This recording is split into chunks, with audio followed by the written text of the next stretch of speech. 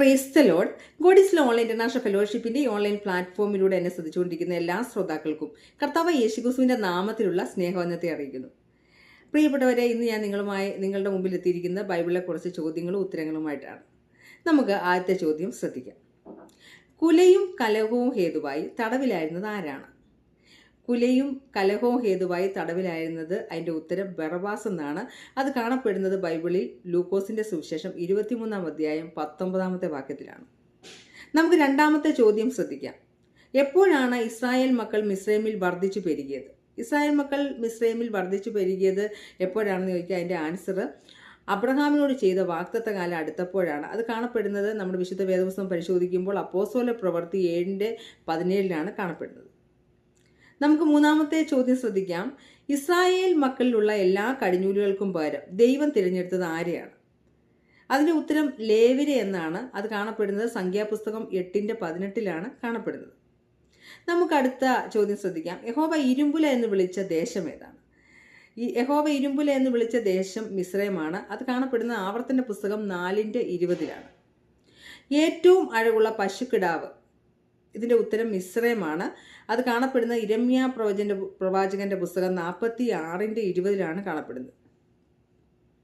അടുത്ത ചോദ്യം നമുക്ക് ശ്രദ്ധിക്കാം. ഞാൻ നിങ്ങൾക്ക് രാജാവാകില്ല, എൻ്റെ മകനും രാജാവാകത്തില്ല. യഹോവ എത്രയും നിങ്ങളുടെ രാജാവ്. ആരോടാണ് പറഞ്ഞത്? അതിൻ്റെ ഉത്തരം ഗിദെയോൻ എന്നാണ്. ഗിദെയോൻ ഇസ്രായേലിനോട് പറഞ്ഞതാണ്. അത് കാണപ്പെടുന്ന ന്യായാധിപന്മാരുടെ പുസ്തകം 8:23 കാണപ്പെടുന്നത്. അടുത്ത ചോദ്യം നമുക്ക് ശ്രദ്ധിക്കാം.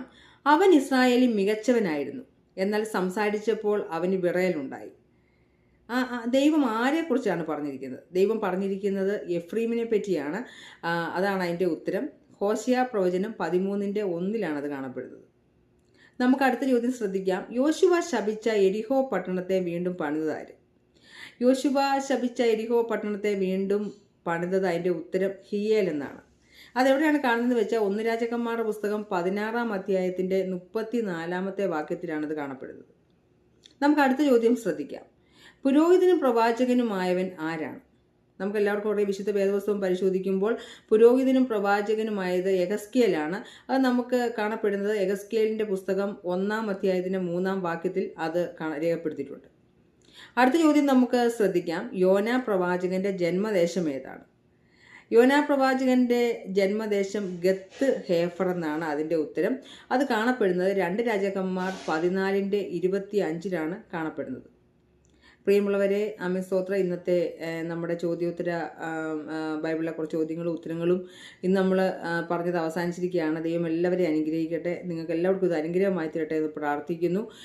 കർത്താവ് നിങ്ങളെല്ലാവരും നിങ്ങൾ ഈ ചോദ്യങ്ങളും ഉത്തരങ്ങളും ഒക്കെ പഠിച്ച് കർത്താവിൻ്റെ രാജ്യത്തിന് വേണ്ടി അതിശക്തമായി പ്രയോജനപ്പെടുവാൻ കർത്താവ് സഹായിക്കട്ടെ. God bless you.